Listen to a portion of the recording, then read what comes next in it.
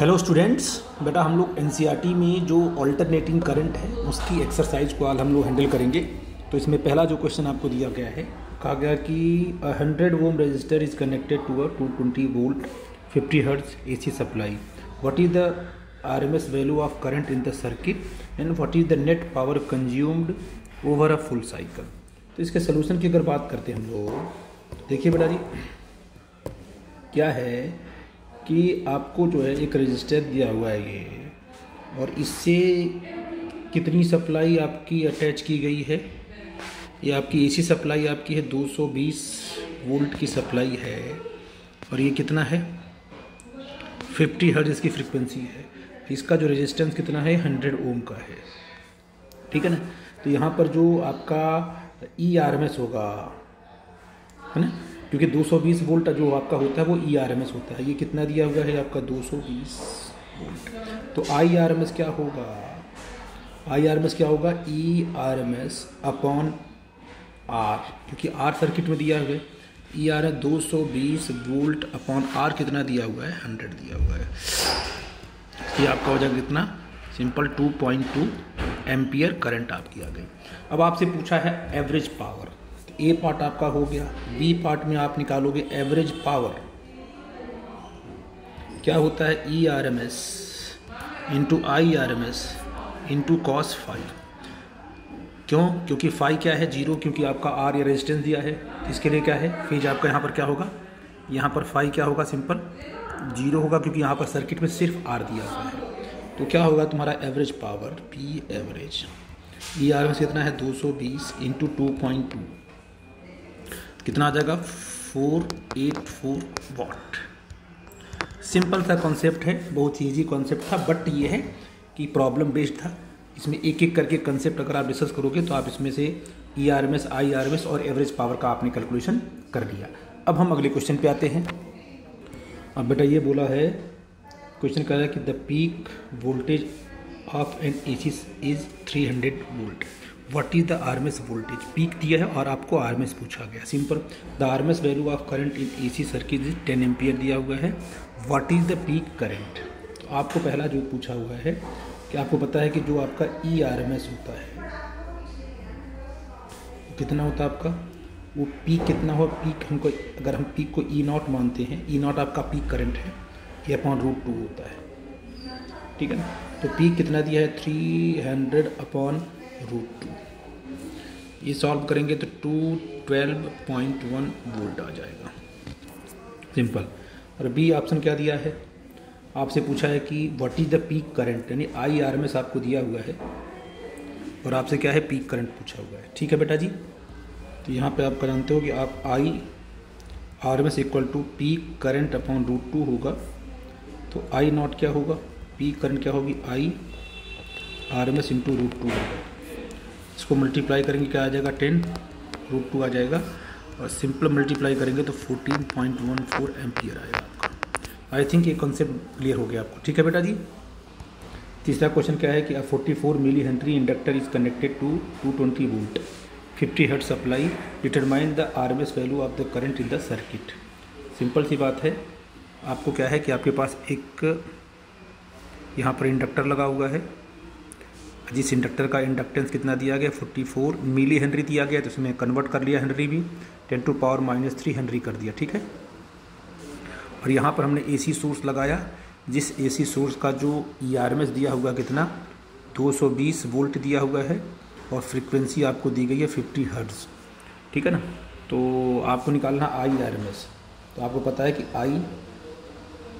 IRMS क्या होगा ERMS upon inductance कितना, इसका XC निकालना होगा आपको, ये XC निकालना होगा।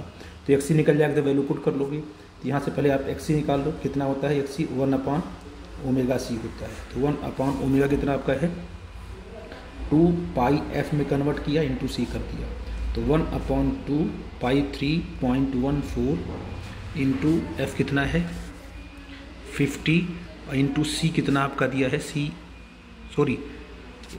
गलती हो रही है, यहाँ पर आपको इंडक्टेंस दिया है ना, यहाँ मिस्टेक हो गई, हमने कैपेसिटेंस ले लिया।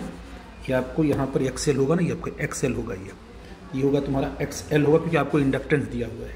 तो IRMS तो हो गया तुम्हारा अब इसका क्या होगा तुम्हारा XL कितना होगा, ओमेगा एल होगा। ये 2πf इंटू क्या होगा, इंटू एल हो जाएगा। 2 इंटू 3.14 इंटू फ्रिक्वेंसी कितनी है 50, और एल कितना आपका है 44 इंटू 10⁻³ हेनरी। ठीक है ना। इसको सॉल्व करेंगे तो आ जाएगा 13.83 ओम। इतना आपका आ गया इंडक्टेंस। अब बोलो आरएमएस वैल्यू क्या होगी, आई आरएमएस क्या होगा, ई आरएमएस अपॉन सीधे एक्सएल। ई आरएमएस कितना दिया 220 वोल्ट दिया हुआ है, और एक्सएल कितना होगा बेटा जी 13.83। कट करेंगे इसको, अप्रॉक्स आ जाएगा 15.9 एम्पियर। ये आपकी करंट आ जाएगी। आई थिंक समझ गए मेरी बात को। सिंपल फार्मूले पे रख के सॉल्व करना था। ठीक है बेटा। इसमें बोल रहा है कि 60 microfarad capacitor is connected to a 110 volt and 60 hertz AC supply. Determine the RMS value of the current in the circuit. इसमें भी RMS पूछा गया है। कंसेप्ट आपको बिल्कुल आना चाहिए, अदरवाइज आपसे प्रॉब्लम हैंडल नहीं होगा। ठीक है ना। छोटे छोटे कंसेप्ट हैं, आपको बस पता होना चाहिए हमें ये करना क्या है, आप आराम से उसको निकाल लोगे। ये आपके पास क्या है, ये आपको C दिया है, कितना दिया है 60 माइक्रोफेरेड, तो क्या 10⁻⁻6 फेरेड कर दिया इसको आपने सीधे। यहाँ पर AC सप्लाई क्या दी गई 110 वोल्ट दी गई है, और ये क्या है 60 हर्ट्ज दिया गया। ठीक है ना। ठीक है ना। ये अमेरिकन सप्लाई है। ठीक है। हमारे इंडिया में क्या है 220 वोल्ट और 50 हर्ट्ज सप्लाई आती है। ठीक है ना। तो 110 दिया है, 60 हर्ट्ज दिया है। अब आपको निकालना आई RMS। तो ही कंडीशन है सर, कहोगे सर आई RMS क्या होगा, ई RMS अपॉन क्या होगा, और इसका रिएक्टेंस सिंपल XC होगा, है ना। अब आपको ई RMS तो पता है 110 है, अब XC निकाल लो कितना होगा। What is the XC, 1/ω/c, तो 1/2πf इंटू C, ये ना। तो 1 क्या होगा तुम्हारा 2 इंटू 3.14 इंटू F की वैल्यू क्या है 60 हर्ट्ज इंटू C की वैल्यू कितनी आएगी 60 इंटू 10⁻⁻6 फेरेड। इसको हम सॉल्व करेंगे तो 44.23 ओम आ जाएगा, सिंपल। तो आई RMS क्या आ जाएगा, ये हो जाएगा ई RMS अपॉन XC। क्या है ई RMS, आपको दिया है 110 वोल्ट दिया हुआ है, ये आपका 44.23। इसको सॉल्व करेंगे तो अप्रॉक्स आ जाएगा 2.5 आएगा, 2.49 एम्पियर कर लेंगे इसको। ये आपका सिंपल आ गया कि इसमें आई RMS कितना फ्लो करेगा, वो आपने निकाल लिया कि 2.49 चलेगा। आई थिंक मेरी बात आप समझ गए।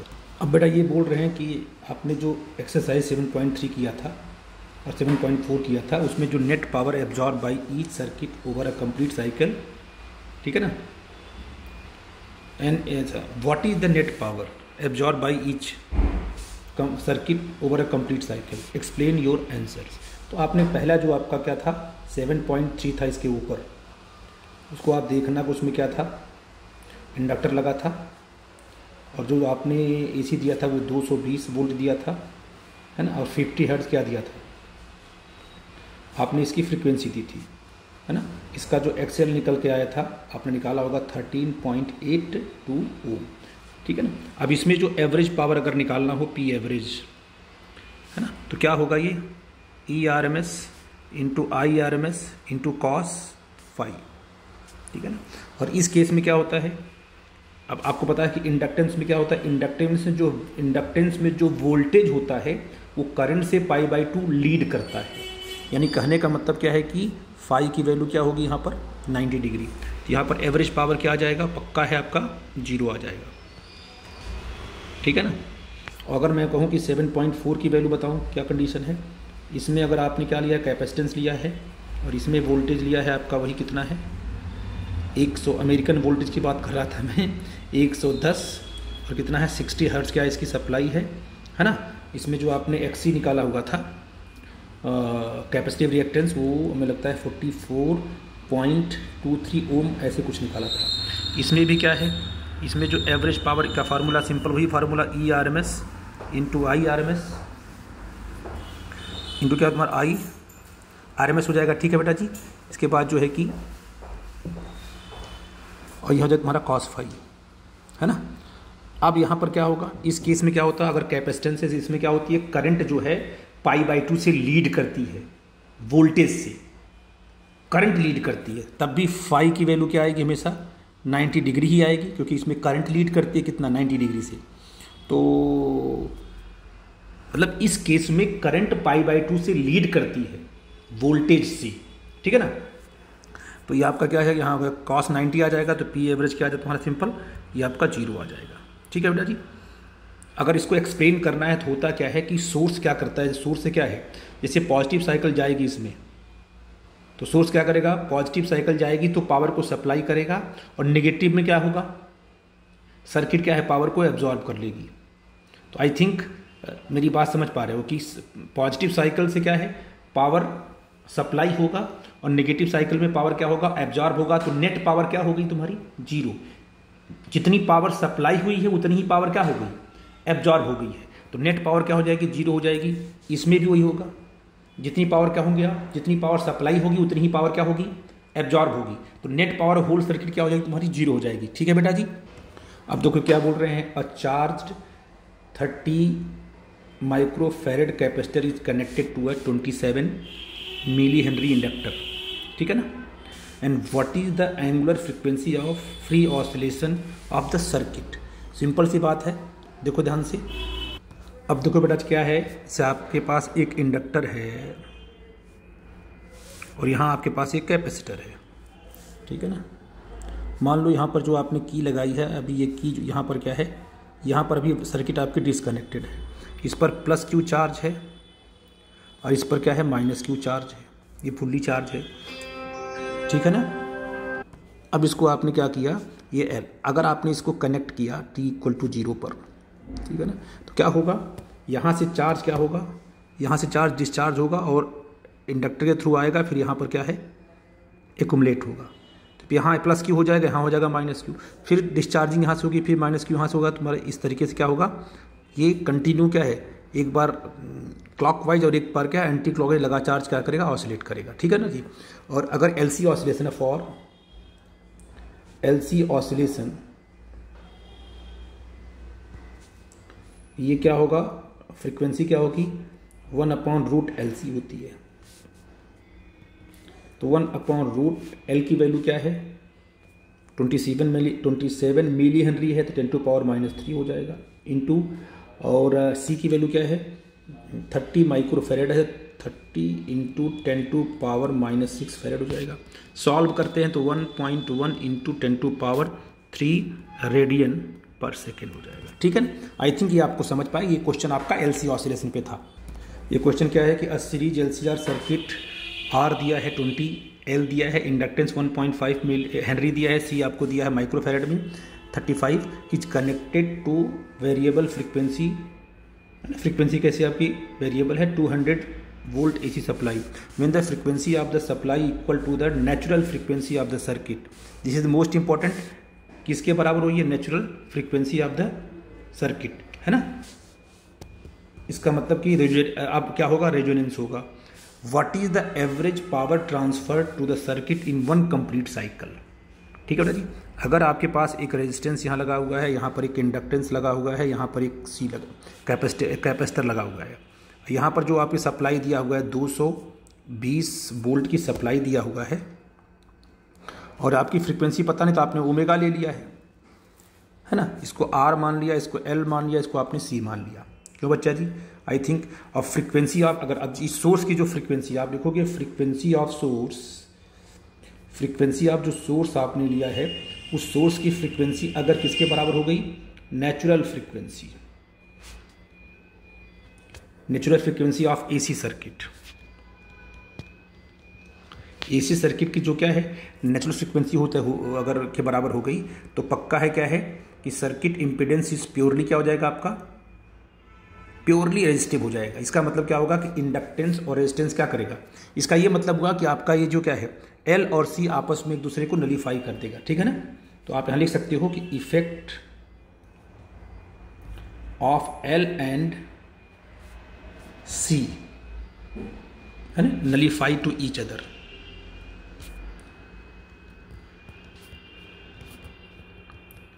ईच इसका मतलब एक्स एल इक्वल टू क्या होता है, एक्स सी हो जाता है। तो सर्किट कंप्लीटली क्या, ओनली रेजिस्टेंस इसमें इफेक्ट आएगा। सर्किट ओनली क्या है, ओनली प्योरली रेसिस्टिव, मतलब ये दूसरे आदेशों के नलीफाई कर सिर्फ आर रह जाएगा बस। तो उस टाइम पे बोलो आई आर एम एस क्या होगा तुम्हारा। सर्किट क्या लिखा है, what is the average power, power निकालना है तो पहले आपको निकालना हो क्या है, पावर क्या होता है, एवरेज पावर क्या होता है, एवरेज पावर इज व्हाट, क्या होता है, E R M S I R M S into होता है कॉस फाई। तो यहाँ पर फाई आपका सिंपल क्या आ जाएगा, जीरो आएगा, क्योंकि आपका एल और सी का इफेक्ट खत्म हो गया है। सिंपल पी एवरेज क्या हो जाएगा आपका, E R M S into I R M S, ये चीज़ आपको हो जाएगी। तो ई आर एम एस तो आपको दिया है कितना, 220 वोल्ट, और आई आर एम एस निकाल लो आप।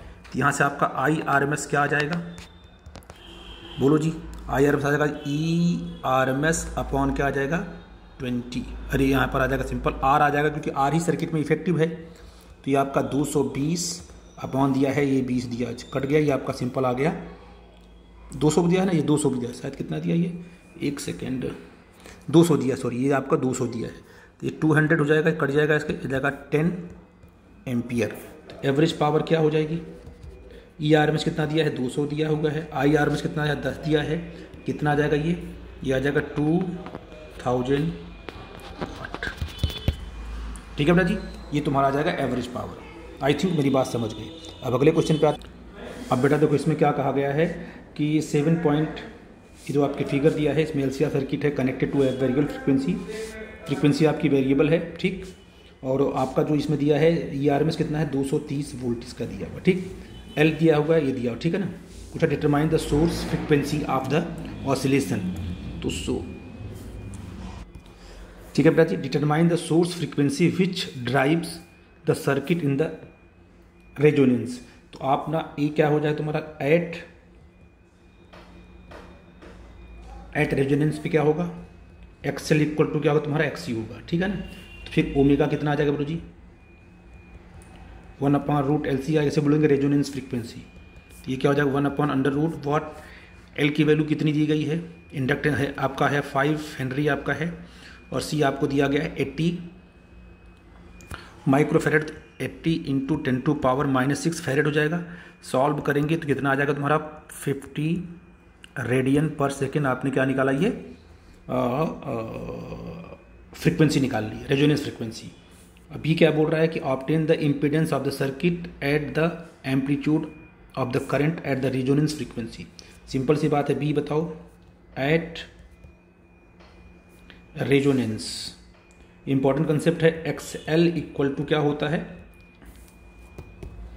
एक्सी होता है, ठीक है ना।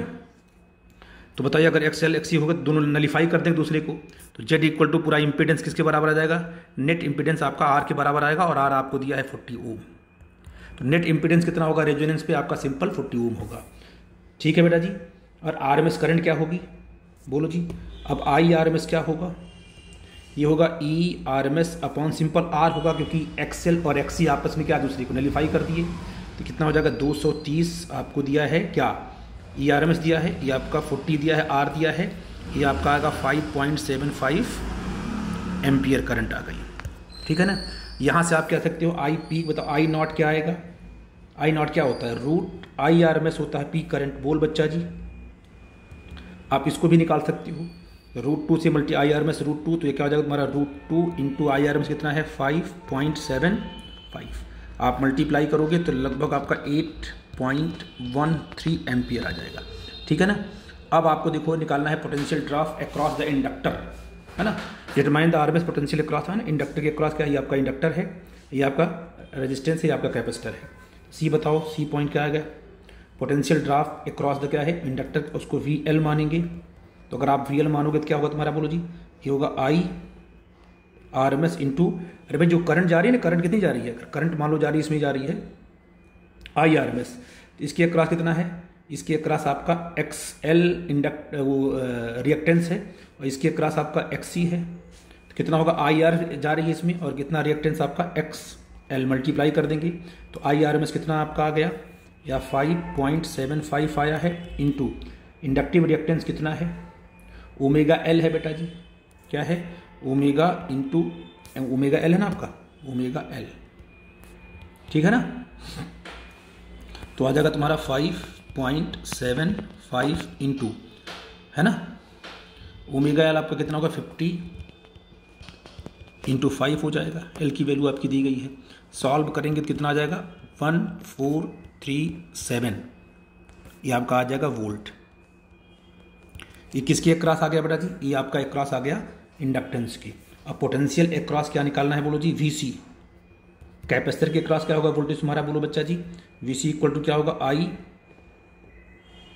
आरएमएस इंटू क्या होगा तुम्हारा एक्सी होगा, है ना, इंटू क्या होगा तुम्हारा एक्सी होगा। तो आई कितना आई आरएमएस है, तो आई एमएस आपका 5.75 इंटू ये आपका 1/ओमेगा सी है।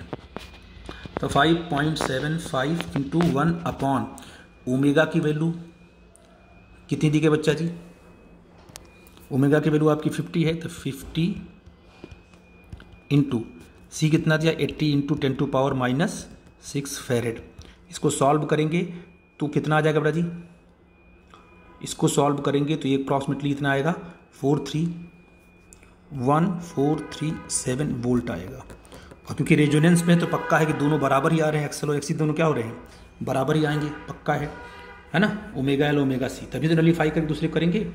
और आपको निकालना है वी आर, पोटेंशियल ड्रॉप कितना होगा बोलो जी, ये होगा तुम्हारा I R M S into क्या होगा सिंपल, ये हो जाएगा आर, तो ये हो जाएगा 5.75 इंटू आर की वैल्यू क्या होगी 40 होगी, इज इक्वल टू क्या होगा, ये होगा 230 वोल्ट, जो कि आपको दिया हुआ है 230 वोल्ट।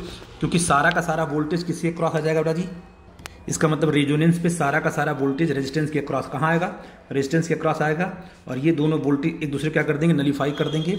देखो ना दोनों बराबर हैं, ठीक है ना।